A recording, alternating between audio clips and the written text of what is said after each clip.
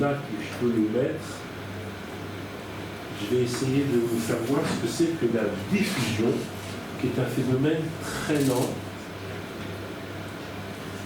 La diffusion.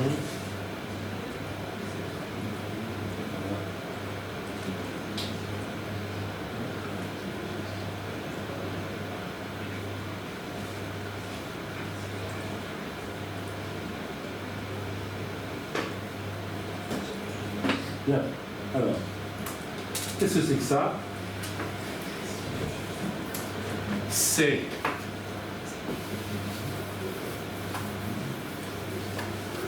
un tube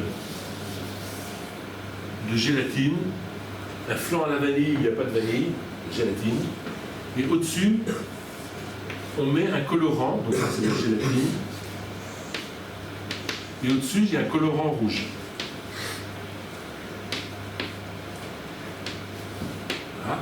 Et puis le rouge va tout doucement rentrer dans la gélatine. Donc la gélatine, c'est de l'eau avec un gélifiant, c'est donc de l'eau qui a été figée. Un peu comme ces gélifiants d'eau qui servent pour les fleurs, je ne sais pas si vous avez vu. Maintenant on livre les fleurs, elles ne sont pas piquées dans de l'eau parce qu'on ne peut pas transporter, mais piquées dans une gélatine où il y a de l'eau. Et la fleur peut prendre l'eau. Donc ça c'est 99% d'eau et 1% de gélatine. Et puis on va voir ici, le colorant qui rentre lentement dans la gélatine. Voilà, c'est ça. Et vous avez, je vais recommencer. Ici, vous avez la durée de l'expérience. Donc là, on est à 27 minutes pour diffuser de ça. Et vous voyez que la diffusion est très très lente.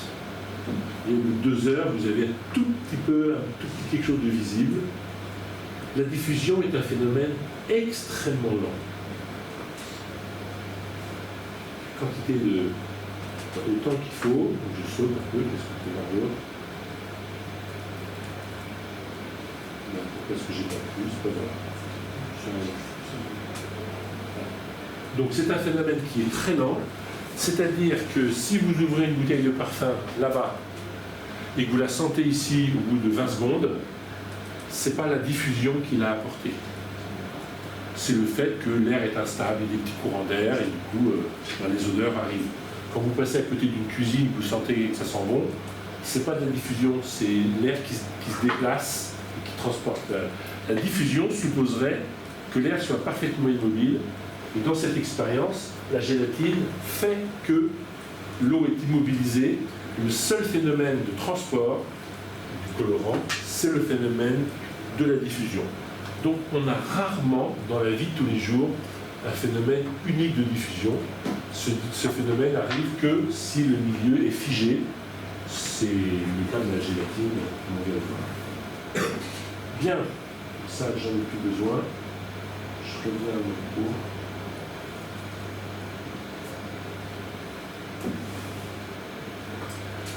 Le courant électrique dépend de la vitesse de la diffusion. C'est-à-dire que si vous êtes dans cette situation-là, alors, le courant il est là. Ça, c'est le courant électrique, l'intensité, en fonction du potentiel qu'on impose entre les électrodes. Donc, si j'impose pas de potentiel, j'ai pas de courant.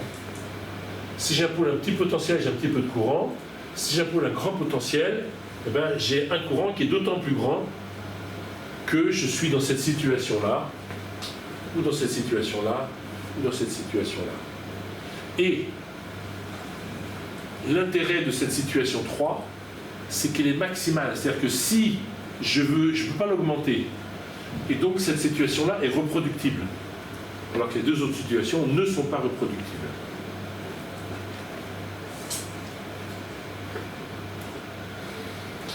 Donc le courant, il est égal à quoi? Il est égal à la concentration qu'il y a ici, ou là, ou là. Donc la concentration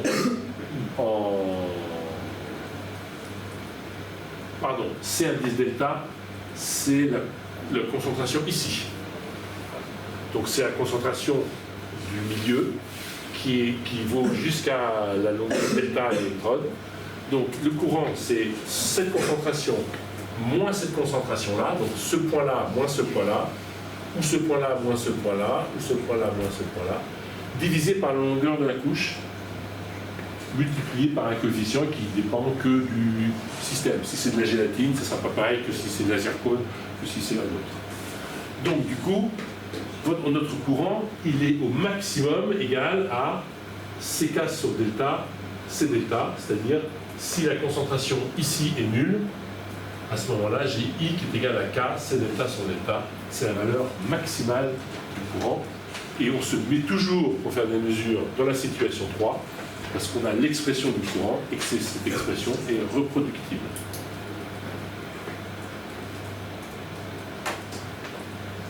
Question, histoire de vous faire travailler un petit peu. Quelles sont les dimensions et les unités des grandeurs présentes dans les relations qui sont là-haut? Allez, vous cherchez quelles sont les dimensions et les unités.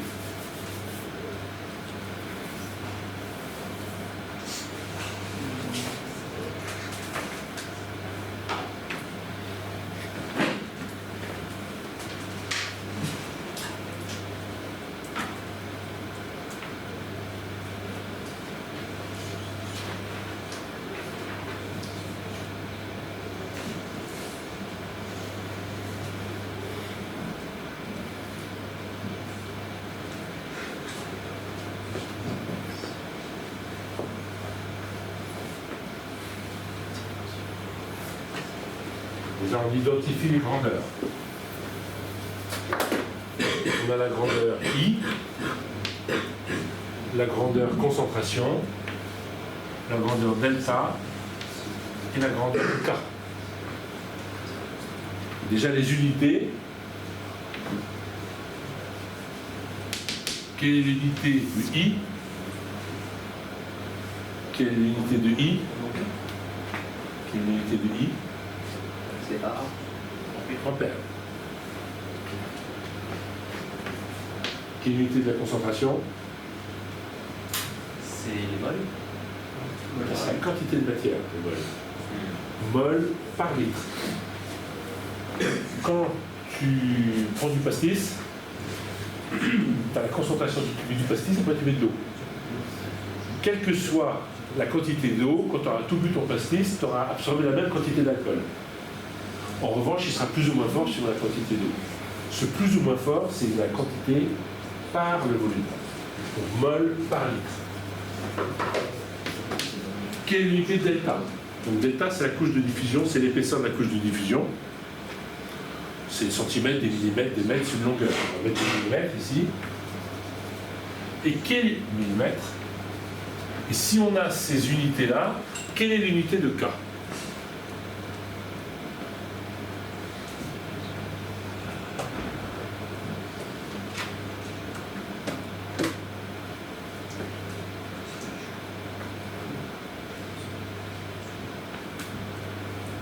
À quoi est égal K? K, c'est égal à I delta sur C.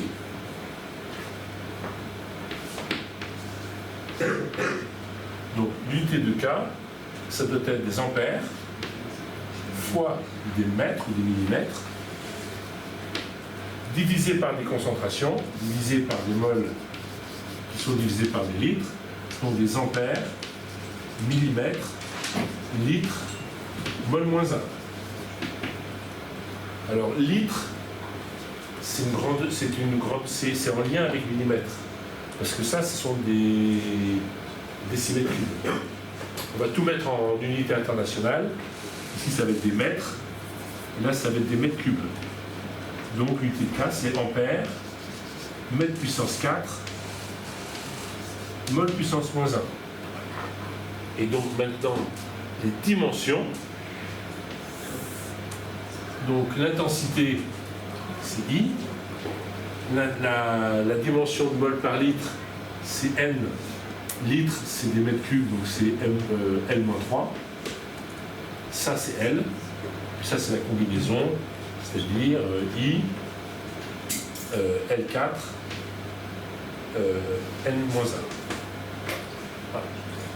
D'accord? Donc la relation, quand vous avez une nouvelle relation, qui n'est pas quelque chose de connu, il faut l'analyser en unité et en dimension. C'est important dans les applications numériques, parce que ça va vous figer les unités, ça va figer la valeur définitive du calcul. Donc ici, vous avez le courant en ampères, vous avez ici, et vous avez ici bien I, L4, M-1, etc. Transport de matière. Donc le transport de matière, on vient de voir déjà le transport de matière par diffusion. On a vu également le transport de matière pouvait être dû au mélange de l'air. Donc ça, en chimie, c'est ce qu'on appelle l'agitation. Quand vous voulez avoir une homogénéité dans une solution, vous mettez un agitateur. C'est pareil que quand vous faites le café, quoi. Vous mettez du sucre et vous tournez. C'est une façon de transporter de la matière entre le sucre et partout dans le café. Donc cette agitation-là, on ne la considère pas, elle existe, mais on a vu la diffusion. Mais il y a aussi la possibilité d'être transporté par l'électricité. Alors c'est en lien avec le précédent cours, où on a vu en conductimétrie que l'électricité pouvait transporter une charge plus vers le pôle moins ou une charge moins vers le pôle plus. Donc ça, c'est un transport qui va être dû à un phénomène d'électricité. Donc la matière peut être transportée de deux façons. La diffusion, ici, la convection, qui est due à une force extérieure, comme une agitation, un pompage, un chauffage, mais aussi par l'électricité. Donc la matière diffuse par diffusion ou par convection. Le phénomène de diffusion est rarement observé seul, sauf dans un milieu immobilisé, comme on a vu, les gels ou les cristaux. Alors dans les cristaux, la diffusion, elle est extrêmement lente, parce qu'un cristal, c'est constitué, par exemple, le cristal de Na+, Cl-, il va y avoir un Na+, un Cl-, un Na+, un Cl-, etc. Ici, il y aura un Na+, ici, il y aura un Cl-, etc. Et ça dans les trois dimensions. Et si vous voulez faire diffuser, par exemple, O2-, ben, si O2- doit rentrer dans le cristal, il faut qu'il se passe des choses. Par exemple, ce Cl- va venir ici, ce qui va faire une petite place pour lui. Et puis ensuite, si celui-là doit aller, il faut qu'il se déplace, etc. Et donc ce déplacement des ions, ça prend du temps. Ça prend d'autant moins de temps que la température est chaude, est élevée, parce que du coup, les ions vont bouger rapidement. Mais ça prend vachement de temps. Et c'est une façon de faire diffuser quelque chose dans un cristal. Voilà, c'est en gros attendre que les choses se bougent pour diffuser. Ça va plus vite dans un liquide parce que les liquides, les molécules du liquide sont mobiles et donc peuvent assez facilement bouger. Donc voilà un aspect microscopique de la diffusion. Vous avez un morceau de sucre qui est quelque part et petit à petit, il diffuse et après tout le café est sucré. Donc ça, la diffusion est due à une différence de concentration, c'est-à-dire vous n'avez rien à faire. Si vous agitez, vous accélérez le phénomène. Mais si vous mettez un morceau de sucre quelque part et que vous attendez, eh bien ça sera à la fin sucré partout parce qu'à l'équilibre, la concentration doit être la même en tout point. Et donc petit à petit, la concentration va augmenter ici, diminuer là. Et si c'était une espèce chargée, à ce moment-là, c'est la formule qu'on a vue tout à l'heure, I égale C delta moins C0 sur delta multiplié K, cette formule. Plus la différence de concentration est grande, plus le courant électrique est rapide. Et ce courant électrique, c'est le déplacement des électrons ou des ions.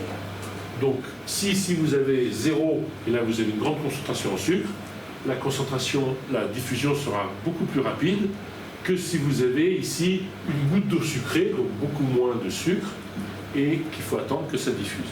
Plus il y a une grande différence de concentration, plus la diffusion est rapide. Et donc l'autre façon de diffuser de la matière, c'est avec un champ électrique entre deux électrodes, c'est-à-dire une électrode positive, une électrode négative, c'est-à-dire un métal plongé dans une solution, l'autre dans la même solution.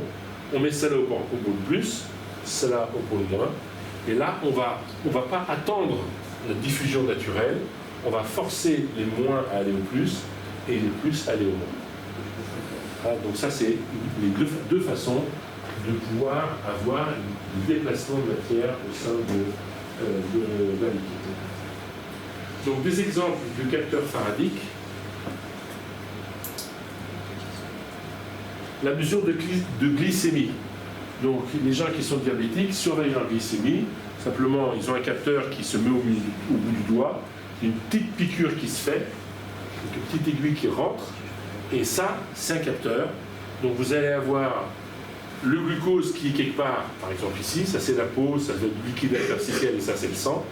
Vous allez avoir le glucose qui va être là, qui va diffuser dans l'aiguille ici, et puis le capteur va comparer la quantité de glucose ici à une quantité de référence ici qui est peut-être 0 et en déduire la concentration au glucose. Donc le glucose va être oxydé à une électrode. Donc ici le glucose va être oxydé, c'est-à-dire il va subir une réaction chimique qui fait qu'il va fixer de l'oxygène. C'est une définition de l'oxydation. Les produits de l'oxydation sont transportés à l'autre électrode. Donc l'autre électrode, elle est soit à l'intérieur, soit là-haut, mais généralement elle est à l'intérieur. Donc vous allez avoir une petite diffusion des produits d'oxydation du glucose. Et ensuite, à l'autre électrode, il va y avoir une réduction des produits du glucose. Cette réduction ne va pas forcément donner le glucose, ça va peut-être donner autre chose. Mais peu importe, il y aura une réaction, donc il y a un courant électrique qui se forme. Le courant faradique de cette transformation est dû à ces réactions. Il est proportionnel à la concentration en glucose ici. Donc la transduction est faite, il n'y a plus après qu'à étalonner le passage du courant électrique en quantité de glucose.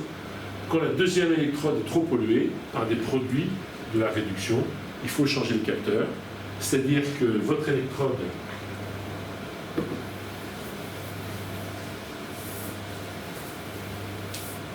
je grossis.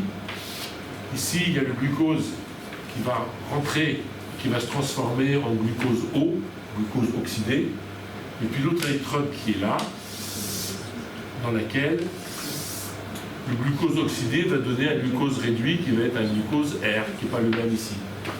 Ce glucose R, il va rester là. Et à chaque piqûre, il y a de plus en plus de glucose réduit. Au bout d'un certain nombre de piqûres, les mesures sont plus possibles parce que si c'est pollué, on change le capteur et puis on met un nouveau capteur. C'est pas un capteur infini comme certains capteurs qui ne s'usent pas. Ce genre de capteur doit être changé parce qu'il y a du glucose qui a été oxydé puis réduit qui se retrouve à l'intérieur. Tout simplement. Capteur de SO2. Donc le dioxyde de soufre, c'est un produit qui se trouve dans l'atmosphère à cause des combustions de produits dérivés du pétrole. Le pétrole contient un peu de soufre. Le pétrole vient d'où? Qu'est-ce qui fournit le pétrole? Pourquoi est-ce que le pétrole existe? Qu'est-ce qu'il y avait avant? Oui. La matière organique qui a été fossilisée. Voilà, c'est la matière organique qui a été transformée, fossilisée. Et dans la matière organique, il y a des protéines. Et dans certaines protéines, il y a du soufre. Pour la vie normale de l'organisme. Ce soufre se retrouve dans le pétrole. Et ensuite, si le pétrole n'est pas bien purifié, il reste dans l'essence, il reste dans le métal que vous voulez, etc. Et après, ce soufre devient de l'oxyde de soufre. Il part dans l'atmosphère avec le CO2, et puis les gens le respirent. Et donc, il faut être capable de savoir s'il n'y en a pas trop. Et donc, les capteurs de SO2 ont ce rôle-là. Vous voyez la dimension d'un capteur, c'est pas très grand. Sulfure, ici est marqué dioxide derrière, capteur de SO2. Donc, le dioxyde de soufre apparaît dans les combustions d'hydrocarbures, c'est un gaz toxique. SO2 est une substance facilement oxydable. Donc ici, c'est non pas le glucose, mais SO2 qui va donner du SO2 oxydé, par exemple SO3. Ici. Puis ensuite, il va être réduit à, soit ça redonne SO2, soit ça redonne autre chose. Mais le passage de là à là conduit à la formation d'un courant faradique qui est mesuré et qui informe le